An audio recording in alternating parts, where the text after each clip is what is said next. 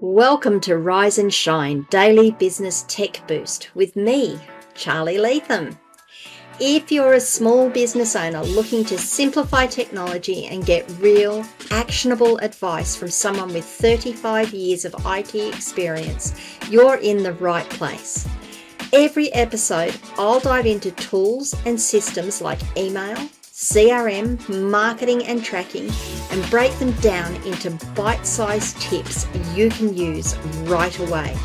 Your time is valuable, so let's get straight to the point. It's time to work smarter, not harder. It's your daily dose of business tech inspiration with me, Charly Leetham. Episode number 498 today. Just going to be a talkie today. No screen tutorials, just me talking to you. I wanted to talk about WordPress shopping carts. It came up in a conversation with someone the other day, and I thought it's probably a good topic to have a chat to you guys about. Let's first of all talk about what the difference between a shopping cart and a payment processor is, because people think, oh, I want to take Stripe, so I'll just go and sell things through Stripe. Well, yes, you can. They have an ability that will let you do that. But getting it onto your website is probably a little more difficult than just setting up your Stripe account and putting it on your website.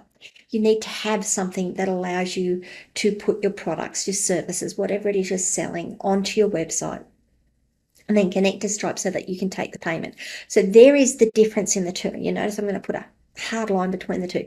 One is a payment processor that might offer some form of e-commerce type transactions or services, and that the whole thing that thing does is it takes money. It will charge credit cards. It will do direct debits from bank accounts. It will allow you to do BPay. It's a payment processor. It's a thing that people give the money to so that you can then get it into your bank account. So we call that a payment processor. Now, payment processors are things like Stripe and PayPal. It's not Paymate in Australia. It used to be Paymate. I can't think of the others. Yep, it's gone. The name that I had in my head is gone. But your banks also have payment processors. So NAB has a payment gateway. CommBank has a payment gateway. I don't think Bendigo does. Oh no, Bendigo has a payment gateway. You can go to them and say, look, I want to be able to take payments. I want to hook my shopping cart up to be able to take payments. Can you give me that service? So they're payment processors. They're the things that handle the money, that actually do the thing to take the money off of the credit cards, or show people where to put the money in your bank account, or set up direct debits so that can occur. And then we have our shopping carts. And our shopping carts are the things that display the products, give you all the information, put the prices up, and allow people to purchase one or more items, and puts it all together and adds it all up before sending it off to the payment processor to have the money taken. Now, I make that distinction because not everything works exactly the same, and not everything will use all the payment processors available, and not all the payment processors will connect to all the shopping carts. And I want to make sure that you've got it clear in your head when you go to create an e-commerce site, the things that you want to do with that e-commerce site, how you want to process the payments, the types of payments you want to be able to process, so that you can choose the right combination of shopping cart and payment processor.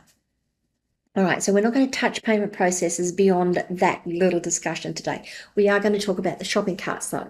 So shopping cart is something that when you go to a website and you say, show me the shop, or show me everything in the t-shirt category, or show me everything in the mobile phone cover category, and it gives you all the items and it gives you a description, and you can click on it and you can view more, and then you've got an add to cart or a buy now button. That's your shopping cart functionality. Now that sits within your website. Your website may only be a shopping cart. It may only be an e-commerce site, or it might be an informational site that has the shopping cart functionality added to it. I'm going to talk in specifically about WordPress today and the options that you have with WordPress. We may cover some of the other types of shopping carts available later, but we are going to just talk about WordPress today and what your options are. So I have a list that I'm going to read from here. Let me just make that a little smaller so I can have a chat to you guys here. Here we go. I have a list that we're going to talk about today. So when we're talking about shopping carts for WordPress, we are generally talking about plugins. We're talking about plugins that you install on your site and allow you to display your products or services that you have for sale within your WordPress framework, within the theme of your site, within pages of your site. As I said, that is usually done using a plugin. Sometimes you might choose a shopping cart that actually, when someone wants to go and buy something, they click on the button. It actually takes them off to another site altogether. We're not talking about those. We're just going to talk about functionality that you can add to your site that keeps people on your site. So let's go through the options that I have here, and talk about the things that you need to think about when you're looking at selecting a shopping cart. The first thing you want to think about is, what type of shopping cart are you looking for? Are you looking for just a plugin, a native plugin that keeps everything on the website? Or are you looking for something that has a cloud function, a bit of cloud functionality as well as a bit of website functionality? So we call that a cloud hybrid. Yeah, they're the two we're going to cover today. Do we want to talk, when you're looking at the things that you're selling, are you selling all types of products? Are you selling physical products? Are you selling digital products? Are you selling courses? Are you selling memberships? What is it you are selling? So are you selling digital products? Are you selling physical products? Are you selling memberships? Are you selling downloadable software, downloadable products, which is also covered under digital products, of course. When you are talking about the types of products you're selling, so we're not just talking about, are we talking about, physical products? If we're talking about a physical product or a digital product, are we looking at something that has only one option, like it's this piece of software, or it's a set of headsets, like my headset here? Is that it? We would call that a simple product. That's all you can buy. Or sorry, that's the only option you can buy on it. You go, you look at it, you say, yep, that's what I want, I buy it. Are you looking at variable products? So are you looking at things like t-shirts, where you can pull up a t-shirt, you've got ranges of colors, sizes, maybe even cuts, necklines, whether you've got male variants or female variants? We call those variable products. They've got variations on them. Are they digital or downloadable products? Are you looking at being able to sell a piece of software? Are you looking at being able to sell an ebook that people can then just load for themselves? Are you looking at taking bookings, like doing consultations? Are you looking at having the ability to make a booking either for a one-on-one or a one-on-many? Are you looking at taking bookings? Are you looking at selling memberships? You need to get in your head, when you're setting out to look at your shopping cart, what it is you want your shopping cart to do. What are the types of products? How do you want to sell them? How do you want to take the payments? Do you want to take one-off payments? Do you want it to be a subscription payment? Do you want it to be multi-stage payments? What do they call those? Pay in 3, pay in 4. Do you want to give them payment plans? Do you need to take deposits and then charge the balance on delivery, or charge a certain amount after a certain milestone and then charge the balance on another milestone? What is your payment schedules, and how do you want to take those payments? Okay, have a think about those. Go through and write it down.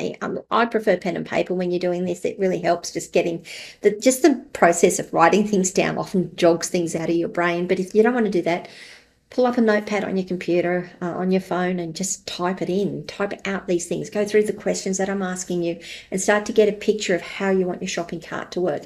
Now, if you don't know the answers to those questions, that's okay.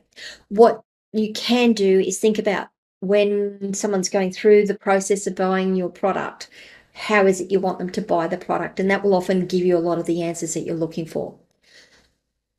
Now, we haven't even spoken about what the products that you have available, what is available to do this yet. We've just spoken about the things that you need to consider as a business owner when you are setting up an e-commerce business, when you're setting up an e-commerce website.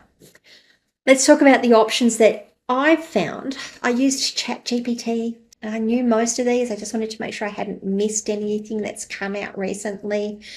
It's amazing actually how much things haven't changed in the years. And I said, tell me what the most popular e-commerce plugins, and I used plugins in inverted commas, for WordPress are. And this is what's come up. WooCommerce. Everyone has heard about WooCommerce. It's a native plugin. It's designed for all product types. Some of them you're going to need plugins or add-ons to do.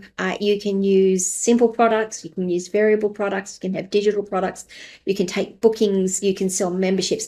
Some of these need add-ons to extend the basic WooCommerce functionality, but you can do it is a pretty comprehensive type of plugin.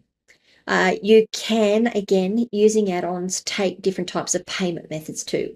By default, it will do a one-off payment. You just charge the amount and off you go. With add-ons, you can do deposits and subscription payments and things like that. Now, the best thing about WooCommerce is it's well supported. It's well used. There is a big user base for WooCommerce, and Automatic, the people who actually make WordPress, bought it, obtained WooCommerce a few years ago, and it's now part of the Automatic offering. So it is actually quite well integrated into the WordPress infrastructure. It's quite flexible and it's widely used, which also means you've got a fairly good support community out there for it. You've normally got someone who has some chops about them, they're good with what they're doing, who can come along and help you out with a WooCommerce site. Some of the cons with WooCommerce, and I want to go through the cons. I don't want to be bashing on anything here. I just want to make sure that I highlight the things that you need to consider. It can get bloated. It is really, really easy with WooCommerce to say, oh, I need something to do this. Oh, look, there's an add-on. I'll just put another add-on on. As with anything to do with WordPress, you really need to be considering, do I really need that functionality? Can I achieve that functionality using the things I have? Don't fall into the habit of, oh, it's just going to be easier if I put this plugin on or this add-on. An add-on is like a plugin. It's just it works with another plugin, so we call it an add-on or an extension. Just don't fall into the habit of, we'll just add this on and it will be fine. It will slow your site down. It can cause your site to get bloated. The other thing with WooCommerce is because there is so much you can do with it, it can get a little complex. So I'm always a little hesitant saying, yeah, we'll just do WooCommerce. It's easy. Out of the box, it's easy. I like to make sure I understand what we're trying to do before we get into it with anything, but WooCommerce can get a little complex in that respect. Easy digital downloads, EDD, is the second one. It's a native plugin, so it is a plugin. Everything works on the site. When we're talking about native plugin, what we mean is that all of the products are stored in the database on your website. They're not stored up in a cloud. They're not stored up in a third-party provider's infrastructure that your site then goes and pulls the information out to display on your website. We're talking about native plugins here that you put them on, everything is stored on your site. It uses your own database. It doesn't go outside of your site to get this information. EDD, easy digital downloads, as the name suggests, is good for digital products only. It will help you do digital products and it will help you do licensing. I'm pretty certain there is a licensing module for WooCommerce now. Take that with a grain of salt. But when we're talking about licensing, what we mean is that, you know how when you go and you purchase a piece of software and they say, here's your license code, you need that to activate your plugin, and then when your support runs out, it tells you that your support's run out and you can't get further downloads. That's the licensing functionality we're talking about. So easy digital downloads allows you to do licensing as well.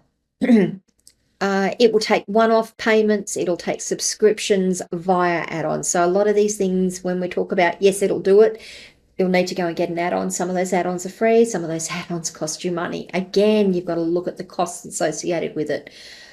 The pro of Easy Digital Downloads really is that it's lightweight and it's focused on digital sales. If all you want to do is sell digital product and sell digital product with licenses, have a good look at Easy Digital Download and see if you can use it, see if it fits your needs.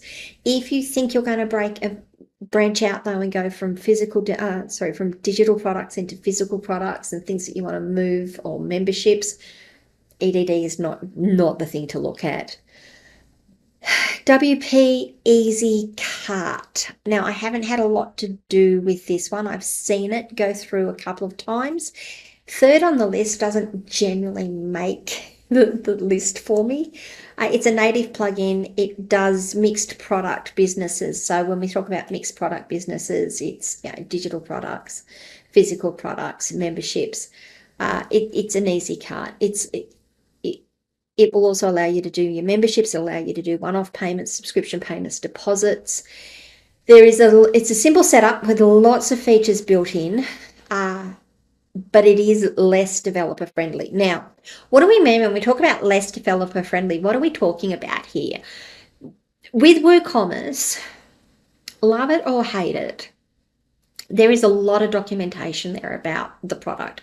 There is a lot of things within WooCommerce that me as a developer, me as a coder can get into and say, oh, I want to change the way the shopping cart works here. I want to change the way the cart page looks.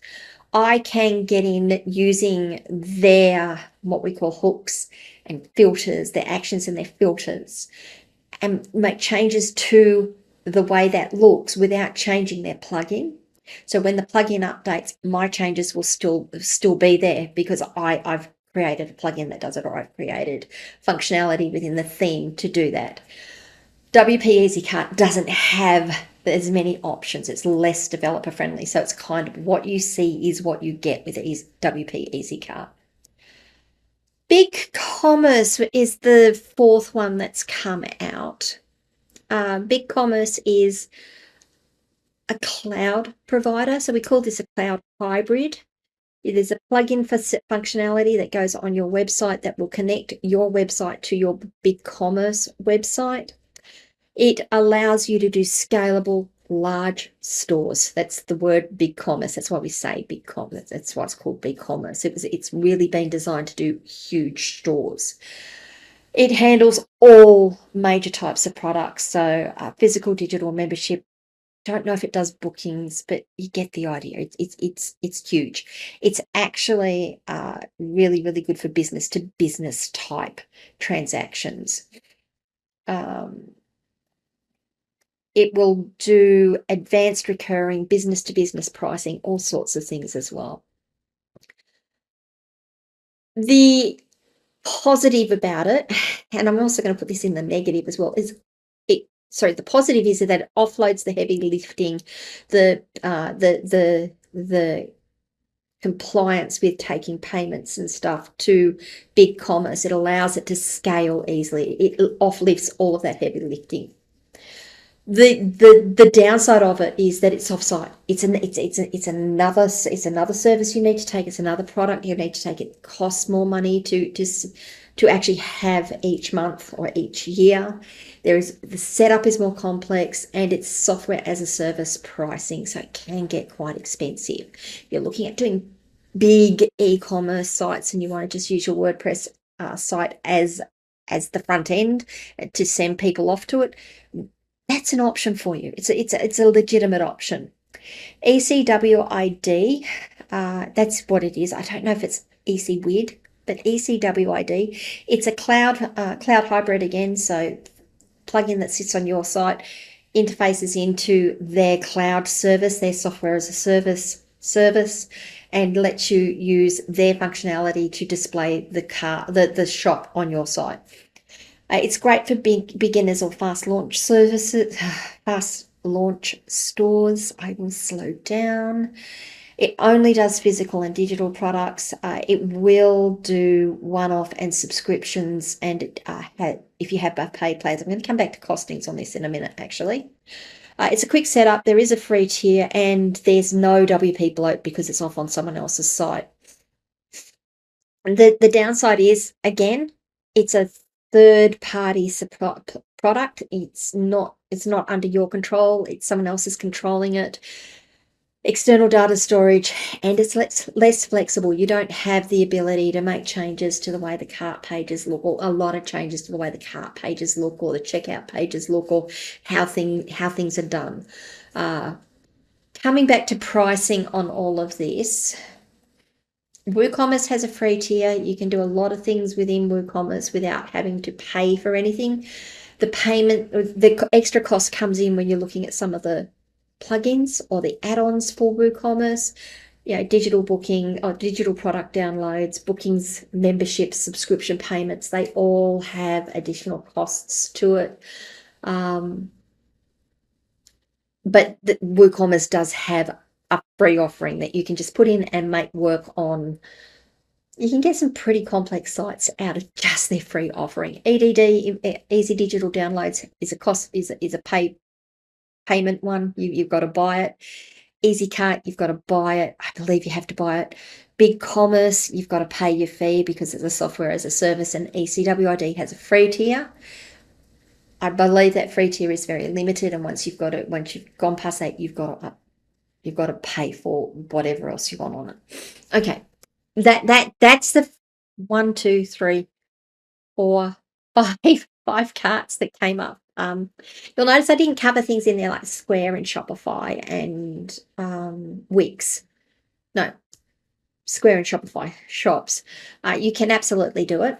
With Square, if I just come back to Square becomes the payment processor for your store on your WordPress site. It doesn't be so Squarespace is the website that does the shop functionality for you. Square, which was a separate product and now is all together, gives you the payment processing. So when you're looking at payment processing, you've got to make sure that all of these, that the one that you're looking at will take the payment processor you want to use.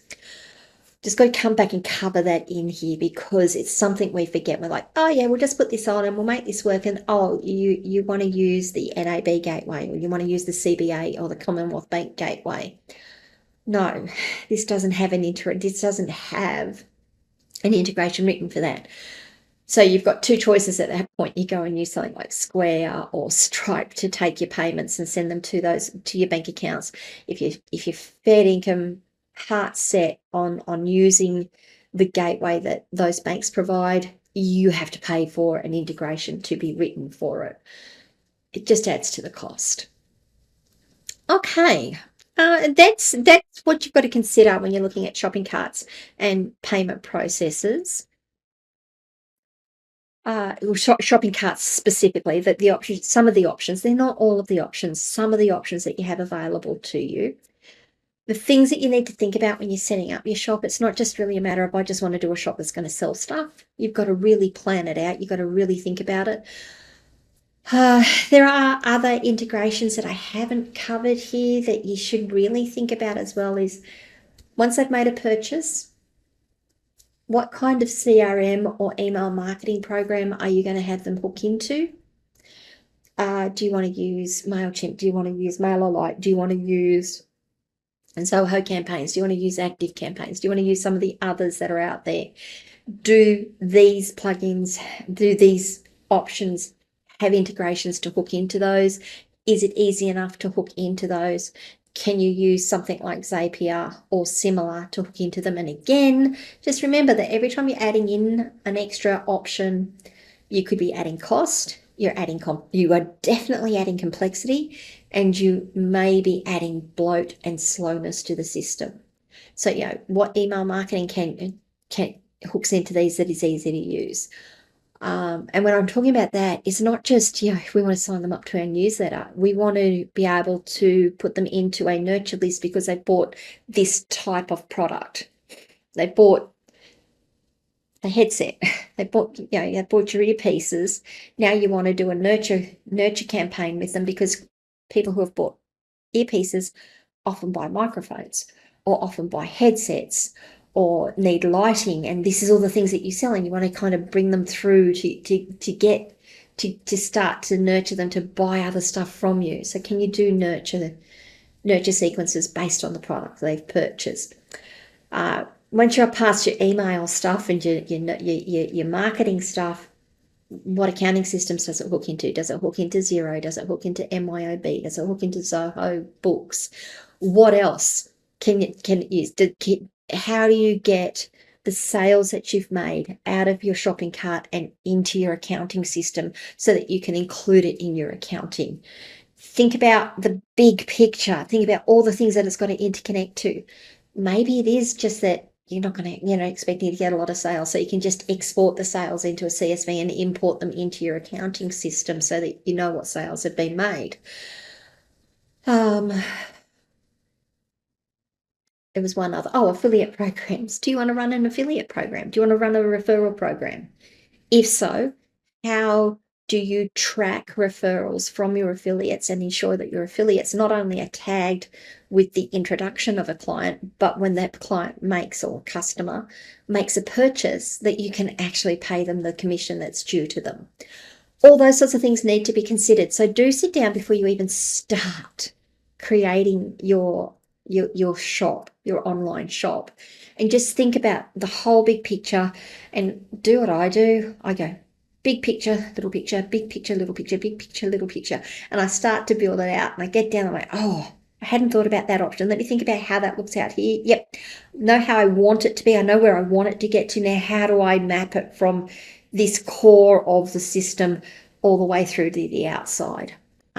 It's going to take a little while to get it. I guarantee you, once you sit down and get everything written down and what your requirements are, it's going to make the implementation of your store less stressful. I'm not going to say there's not going to be any stress. It's going to make it less stressful because you know what you want to achieve. All right, guys, what do you think? Have you had any experiences in building your own stores? What have I not said here that you wish I had said, or you would add to the conversation? What haven't I said that you'd love to know the answer to? Wherever you are, wherever you're watching or listening to this video, you can leave comments and I will respond to them. You can also come and join me on my locals community, askcharlyleetham.locals.com. I would love to have you there to join the discussion. If this video has been of use to you, please give it a like. And if you haven't already, please subscribe to the channel and ring the notification bell so you find out when I drop more content. And I will see you guys all tomorrow. Bye.